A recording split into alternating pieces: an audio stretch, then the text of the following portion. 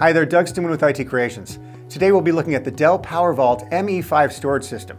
This PowerVault family is comprised of 3 different base systems and 3 expansion enclosures to add more storage for rapid scale out. At full capacity, it can store up to 8 petabytes of data. That would be with the 5U base system and expansion enclosures, but we'll get to that. Probably more now that higher capacity drives are available, and Dell typically doesn't update their documentation that frequently. Like our channel, hit that subscribe button. Shall we dig in?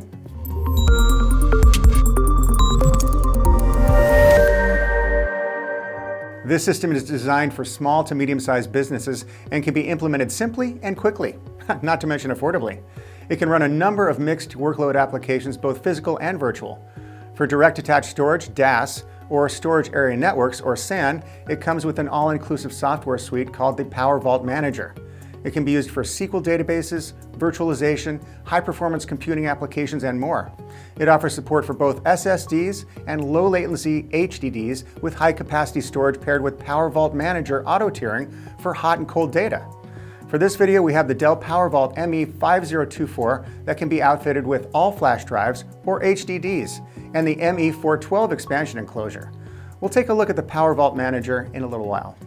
The ME5024 has 24 2.5-inch storage bays on the front of the chassis.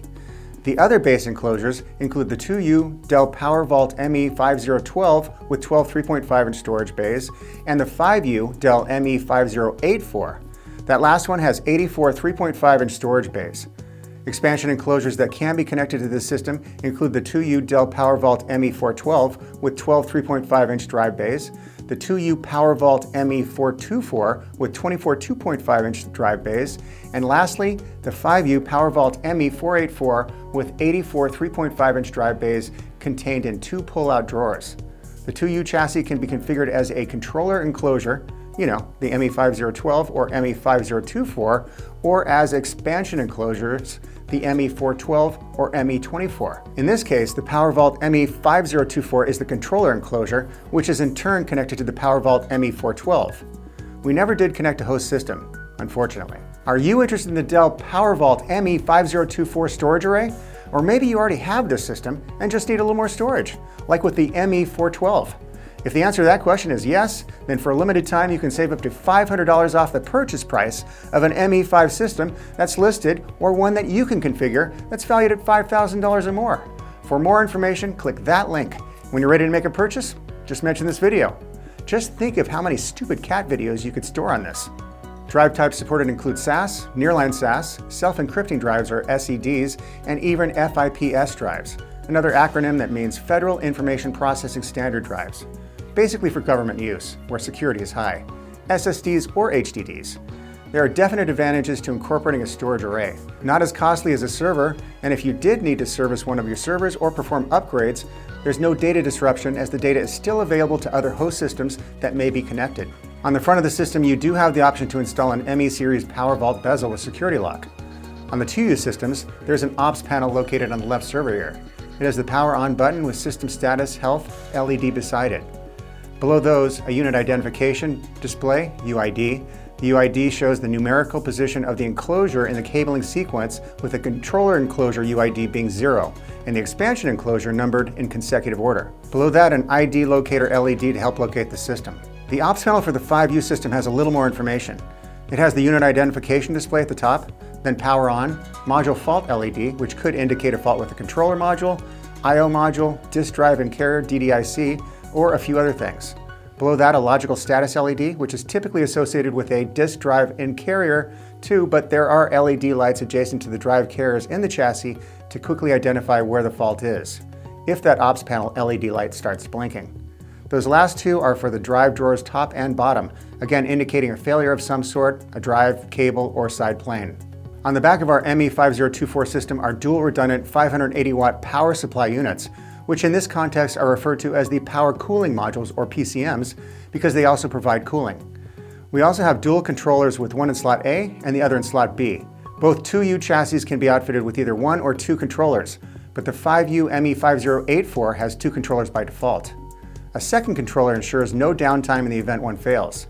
This system is set up with the 32 gigabit fiber channel Type B controller with 4 ports each. There are a few other controller options to choose from.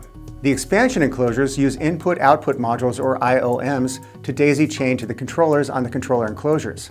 All systems feature a 12 gigabit per second SAS backplane. The network port on the back provides a connection to the network.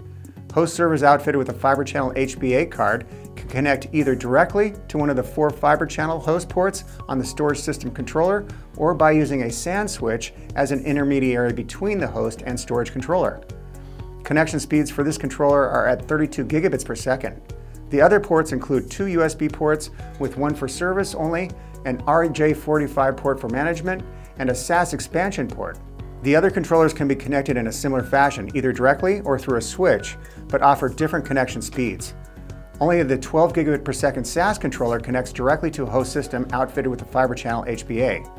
For connecting a VMware ESXi host system, it's very similar, and there is a host wizard in the PowerVault Manager application to do just that. The PowerVault Manager features an easy-to-use HTML5 graphic user interface and is included with the system. You log in with a preset login and can then change to a preferred login combination. If you are wondering why we have 2 screens set up, it's because there are 2 ME5024 controllers, A and B, attached to the same ME412 expansion enclosure. In the settings, you can manually set static IP addresses for the network ports, or use DHCP Dynamic Host Configuration Protocol to have the IP value set automatically. There are several options here: IPv4, DHCP-v6, ALAAC for IPv6. Really depends on what you want to use for your network settings. Each controller has a factory preset IP address, and you can look them up in the manual. Let's move on. There are 4 main sections in the PowerVault Manager: the dashboard, provisioning, settings, and maintenance. The dashboard gives an overview of all the system health parameters: system alerts, capacity performance, activity, and more. Much more. Under the alerts, there is a general system health alerts, information alerts, alerts to acknowledge, and your history of alerts. Pretty much self-explanatory. Under capacity, you can see the system level counts up top and the capacity of the various data pools that have been created. At this point, since we have not created any data pools, it's just showing the total capacity of both the controller enclosure and the attached expansion enclosure at 349.4 terabytes. Under provisioning is where you can see the storage volumes for use by connecting host systems. That will be utilizing the storage array, which again includes the ME5024 and the ME412.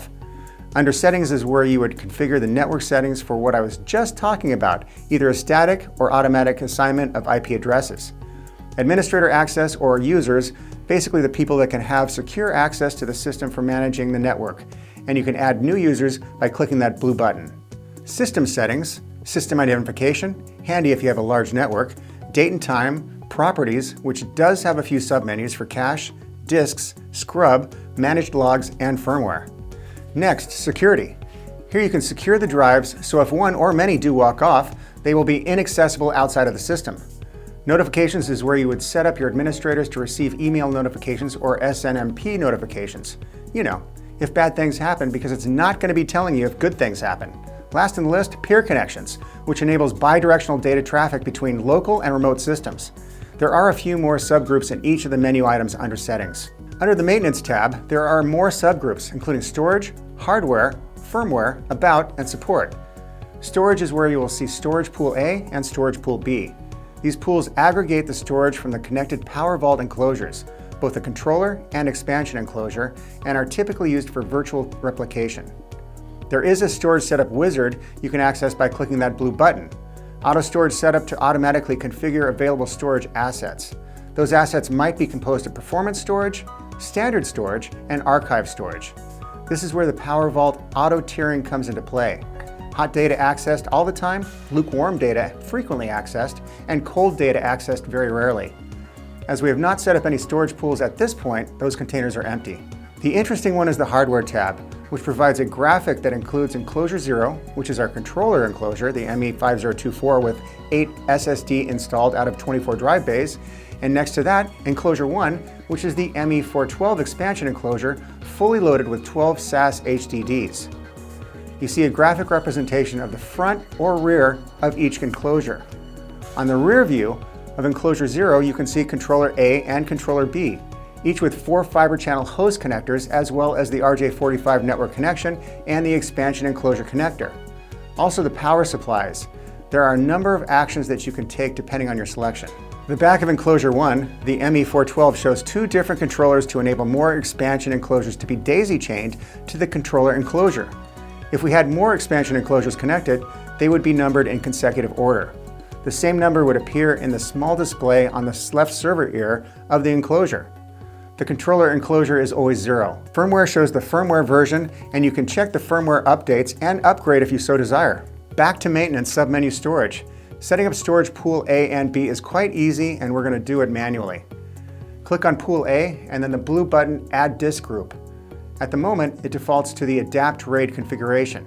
Next panel shows all of the disks installed in both enclosures. SSDs in the ME5024 and SAS HDDs installed in the ME412. In the summary section, you will see a minimum and maximum number of disks required for each RAID configuration. For our first configuration, we're going to be using RAID 5 for our SSD performance drives. We chose all 8 drives, and you can see in the pie chart to the left in the summary the available, overhead, and unusable storage. The selected size is 61.4 terabytes with all 8 7.6 terabyte drives combined. Then we click the Add Disk Group button to create. The usable size of that data pool is at 86.6% of the available storage at 53.6 terabytes. The system automatically recognizes this as a performance group with low latency SAS SSDs installed. For pool B, we'll use the storage in the ME412, which has slower, high-capacity SAS HDDs at 24 terabytes each. You'll notice the SSDs from the ME5024 are no longer in the list as they are currently in pool A. For this group, we'll use RAID 10.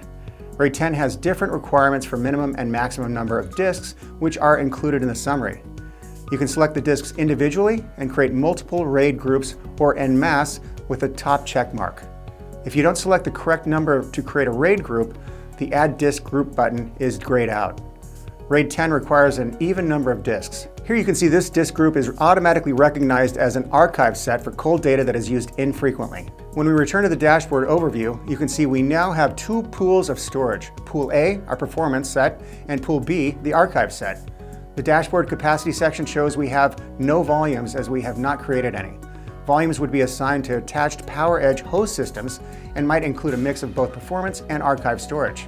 Also standard storage if we had created any pools with an intermediate drive type. Back to provisioning, we can create volumes of storage to assign to connected host systems. Click the blue Create Volumes button to get started. Then the Add Volumes button, and next the volume. As you can see, we are pulling from Pool A. As we do not have any host systems connected, we are just going to use the default settings. Click Add Volume. And now we have one volume, Test A. You can also create a volume from Pool B in a similar manner. That would hardly be what I call the Dell PowerVault Manager in a nutshell, but hopefully it gives you a little overview of the capabilities of this Dell PowerVault ME5 storage array and the associated management software. Easy to set up, easy to configure, and perfect for both DAS and SAN environments. If you have any questions, post them in the comments section below. If you like our videos, give us a thumbs up or maybe even subscribe to our channel for more reviews of servers, workstations, and this long-winded stuff. itcreations.com. Until next time, I'm Doug Stuman with IT Creations. Thanks for watching.